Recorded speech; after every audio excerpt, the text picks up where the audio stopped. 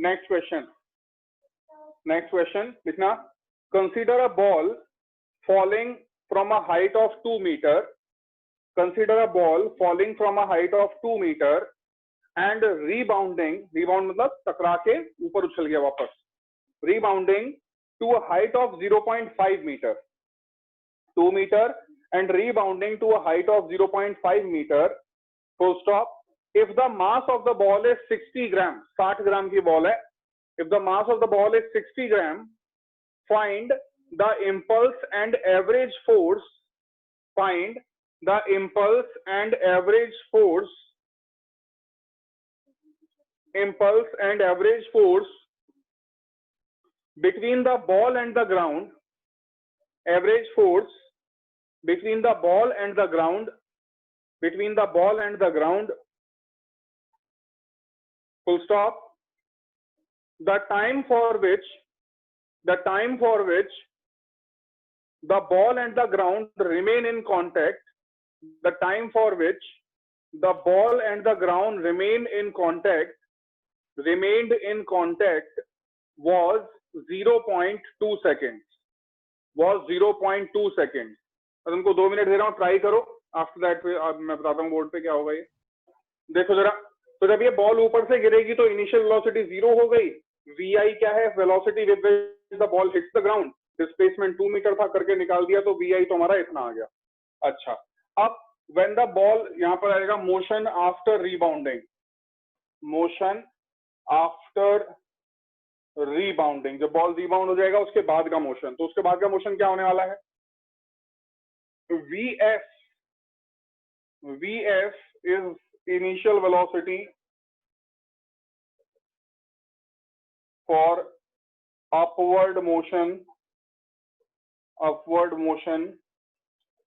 with which the ball leaves the ground,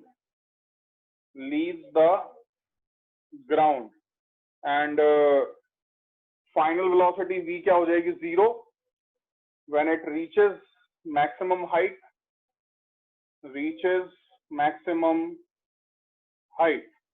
and displacement इस बार कितना है, 0.5 meter. So you have v square minus u square is equals to, अच्छा ये हाँ ठीक है, v square minus u square is equals to कितना आ जाएगा जी, ये आ जाएगा 2 into 9.8 into 0.5, ठीक है। तो ये फाइनल वेलोसिटी v0 है, माइनस का u की जगह क्या पुट करना है हमको, vf square is equals to 9.8, तो vf आ जाएगा हमारा माइनस का 3.13 metre per second, root 9.8 is 3.13, alright, minus का, यस सर, सेम आ रहा है। अब निकाल लो कितना आ जाएगा,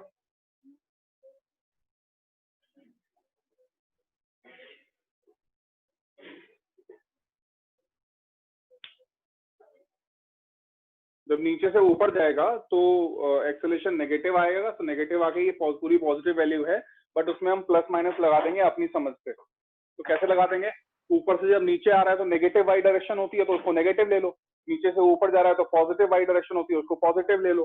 तो जब हम यहाँ पर फाइनली अपना इम्पल्स निकालेंगे, दैट इज इम्पल्स हमारा P2 माइनस P1 और m into VF minus VI आएगा।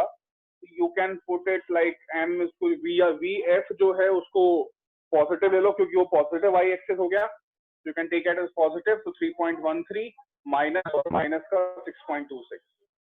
सर बट हमने जो एक्सेलरेशन ड्यू टू ग्रेविटी लिया है वो भी तो डायरेक्शन को मतलब माइंड में रख के ही लिया ना। ना वो ऊपर जब वो जा रहा था तो ऊपर जब वो जा रहा है तो स्पीड कम हो रही है कि बढ़ रही है? कोई भी चीज ऊपर जाती है तो स्पीड कम होती है बढ़ती है? तो कम होती है ना, तो कम होती है तो मतलब एक्सेलरेशन कैसा है, नेगेटिव है। जब ऊपर से कोई चीज नीचे गिर रही है तो वेलोसिटी बढ़ती है तो एक्सेलरेशन कैसा है, पॉजिटिव है। अगर देखो हम वेक्टर वाले फॉर्मूले लगाते हैं ना IJ वाले, तब तो एक्सेलरेशन हमेशा नेगेटिव लेना है, एक्सेलरेशन ड्यू टू ग्रेविटी। लेकिन अगर आप स्केलर फॉर्मूला और ये चीज यूज कर रहे हो तो just take it as simple, दिमाग में बैठाओ, जब स्पीड बढ़ रही है यानी कि ऊपर से नीचे गिर रहा है तो स्पीड बढ़ रही है तो एक्सेलरेशन पॉजिटिव ले लेंगे, जब नीचे से कोई ऑब्जेक्ट ऊपर जा रहा है तो स्पीड घट रही है तो एक्सेलरेशन नेगेटिव ले लेंगे। ओके सर, हाँ बोलो सर एक्सेलरेशन 0.5634 नहीं इम्पल्स आ जाएगा 0.563 आ रहा है, हाँ 0.5634 राइट 0.5634 मास की वैल्यू डाल देना 0.5634 आ हाँ हाँ ठीक है सर, ठीक है ठीक है ठीक है ठीक है देन फोर्स भी निकाल दो, फोर्स भी निकाल दो कितना है। तो फोर्स कैसे निकालेंगे, तो हमने अभी पढ़ा इम्पल्स इज इक्वल्स टू क्या होता है एफ डेल्टा टी। तो हमारा फोर्स क्या आ जाएगा, impulse divide by delta T. Impulse आया हमारा 0.5634 डिवाइडेड बाय कर दो 0.2 and that's how you will get the force. Force आ रही है 2.817 न्यूटन। सर डेल्टा टी 0.2 कैसे हुआ? टाइम वो उसने बोला है ना कितने टाइम तक कांटेक्ट में था। लास्ट लाइन पढ़ो क्वेश्चन की, the time for which the ball and the ground remained in contact was 0.2 second. There is one more question, this is from NCERT और ये कर लो, ये इम्पल्स का लास्ट क्वेश्चन होगा। देखो, टू आइडेंटिकल बिलियर्ड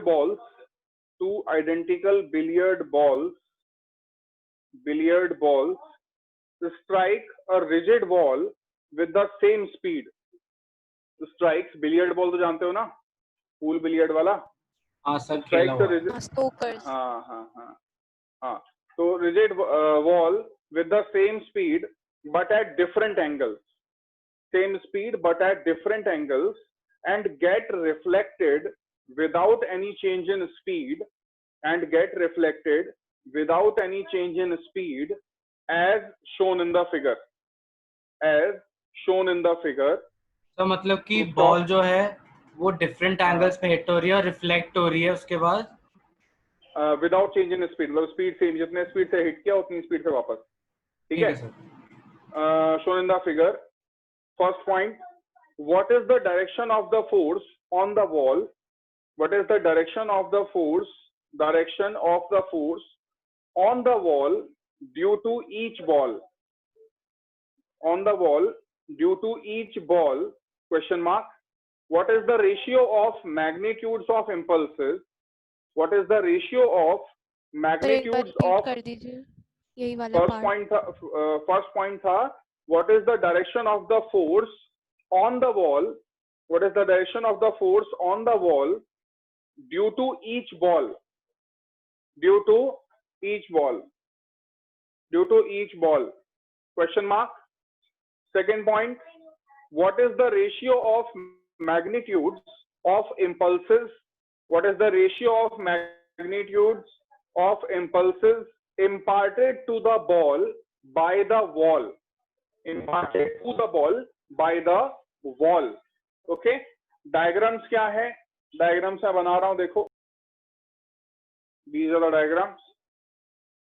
तो फर्स्ट वाले केस में भी वही निकालना है, चेंज इन मोमेंटम। सेकंड वाले में भी चेंज इन मोमेंटम निकालना है, उसी से तुमको आंसर मिल जाएगा।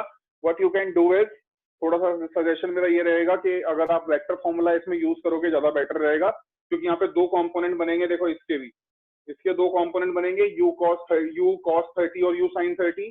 इसके दो कंपोनेंट बनेंगे, u cos 30 u sin 30। तो इट इज बेटर कि आप इनिशियल स्पीड को भी आईजेके के फॉर्म में ले लो, फाइनल स्पीड को भी आईजेके के फॉर्म में ले लो, बड़ा ही सिंपली और इजी आंसर मिल जाएंगे आप लोगों को। यू कैन ट्राई, फिर मैं करवाता हूँ, 2 मिनट करो। Just look at this.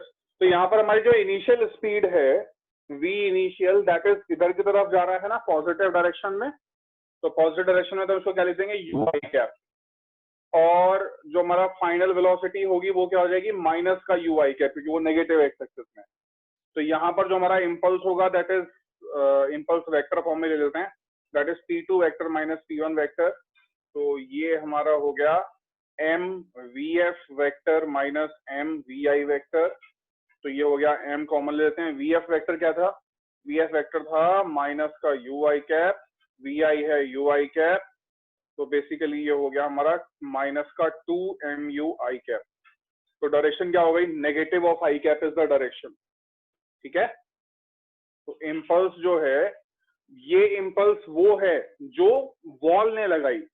तो बॉल ने फोर्स लगाएगा, इससे अपोजिट है ना।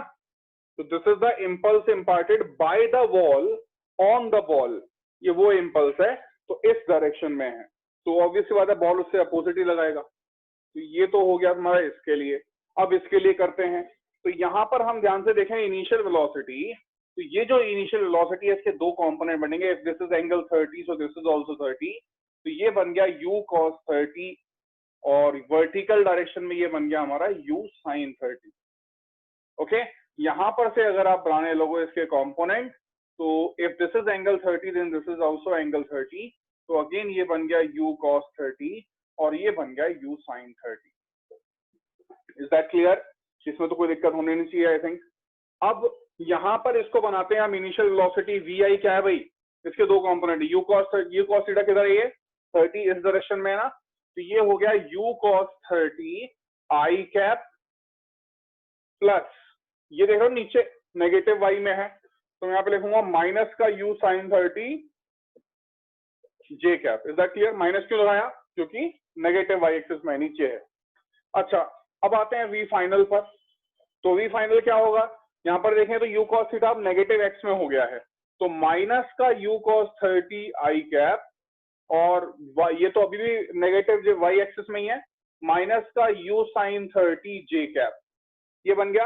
अब वापस बिल्कुल जैसे नॉर्मली हमने वो उसके निकाला था वैसे ही करेंगे. i vector is equals to p final vector minus p initial vector that is m into vf vector minus का vi वेक्टर. तो लगा दो तब ये u sin 30 वाला ये कट जाएगा, ये बचेगा हमारे पास m वो माइनस का 2mu cos 30 करके देखो ना, यही आएगा and i cap.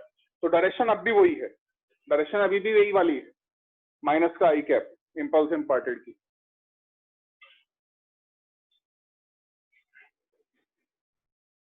Okay, so okay, तो हेडिंग डाल के छोड़ दो. Next heading Newton's third law of motion that will start in the next class. ठीक है, किसी को कोई डाउट है अभी तो पूछ सकते हो, हैं 2-4 मिनट. किसी को कोई डाउट है तो पूछ सकते हो आज वाले टॉपिक में, अदरवाइज जिनको डाउट नहीं है वो लीव कर सकते हैं. ठीक है, it will take about 1 week, उसमें तुम्हारा चैप्टर खत्म होगा. ज्यादा बड़ा चैप्टर नहीं है ये. Okay okay, thank you sir. कोई डाउट नहीं. Okay, bye bye everyone.